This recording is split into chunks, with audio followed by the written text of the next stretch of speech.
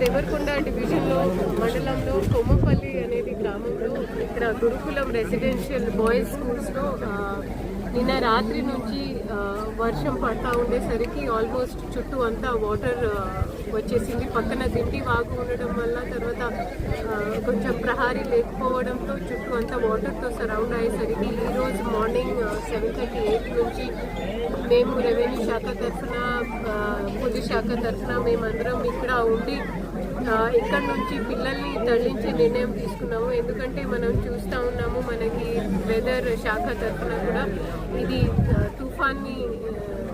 తుఫాన్ ఒక హెచ్చరిక ఉంది. కాబట్టి ఆల్మోస్ట్ ఒక 500 స్టూడెంట్స్ని దాంతోపాటు ఒక 26 మంది టీచింగ్ నాన్ టీచింగ్ స్టాఫ్ని ఇక్కడ నుంచి మేము బీసీ గురుకులంకి షిఫ్ట్ చేయడం జరిగింది. దీంతో పాటు ఒక 2 రోజు సెలవు కూడా ప్రకటించడం జరిగింది.